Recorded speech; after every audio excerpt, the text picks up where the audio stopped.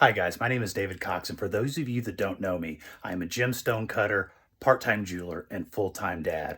And a lot of times I like to really focus on what's important to me. And what's important to me is sharing some of these things that we're able to do in the lapidary and gemstone industry with you guys. And it hasn't always been easy. There has been a lot of criticism come my way, viral hate, and just general disconcern. Some of it is appropriate, some of it not, but the main thing is that I'm able to share what I love and what I do with everybody and let people know that it's not something that takes talent, which is a word that I don't like, but anybody can do it. And what I do is I directly show the things that I do, how I do it, and how those things become. And so what I do is like to show my most intimate dwellings, how they occur, and just kind of pull the veil back on what it is to be in the gem and mineral faceting lapidary industry. So right here, we're kind of in my home office where everything goes down.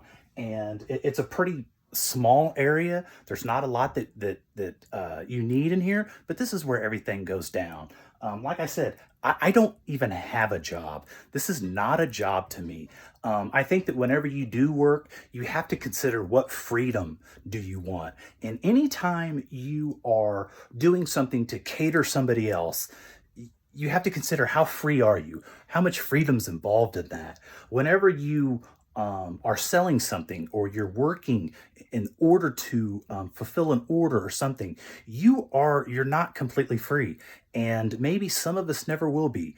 But I really tried to work towards that, and I've felt like along this kind of career path or this whatever you want to call it, I have been very free. And the way that I remain that way is by sharing things with you guys, being 100% honest with what I know and what I do, and staying true to myself just overall. So over here, this is kind of where the brain is, all right? This is where the computer is. This is where things that are probably most important to me, maybe. I have a picture of my kid, my wife, my mom. That's my mom right there.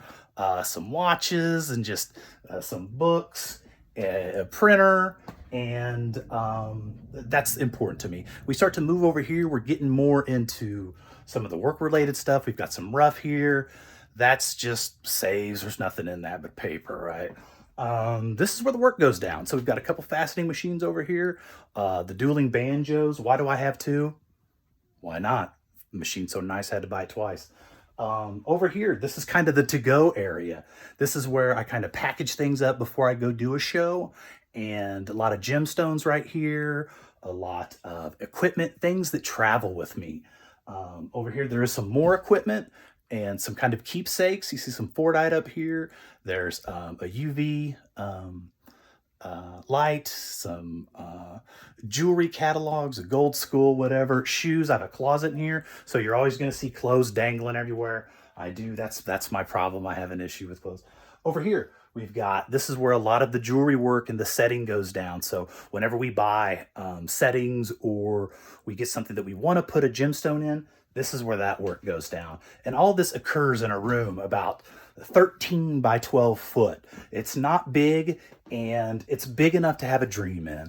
And my dream is being able to do some of these things and share them with you. And one of the huge misconceptions about what we do is that you have to have some kind of talent. And this has become a word that I've just really developed a disdain for. Talent is not what it is. Talent would almost insist that you can only do this if you have some God-given ability. And that's completely not true.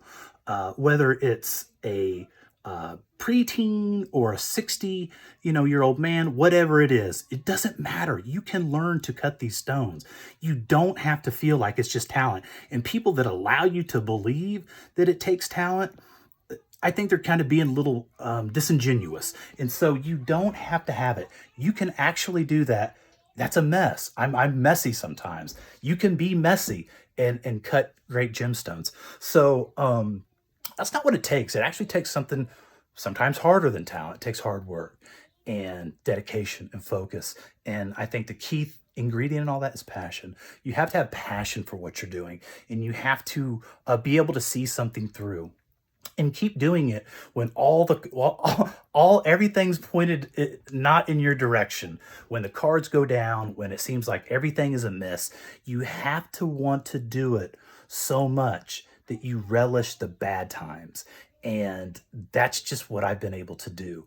I have, no matter what has happened, figured, you know what, no matter what people say, do, or how they're going to project negativity to me, I can overcome that. And sometimes it's just with dogged ass work, and sometimes it's just being an asshole, whatever it takes. So, whatever it is that you like about gemstones, just know that you don't have to be special.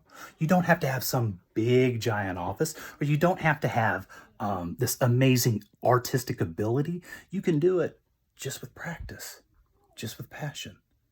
So, guys, I really hope that you like the gemstones. I hope that you like learning about it, and look forward to more content on my YouTube page and links to that content.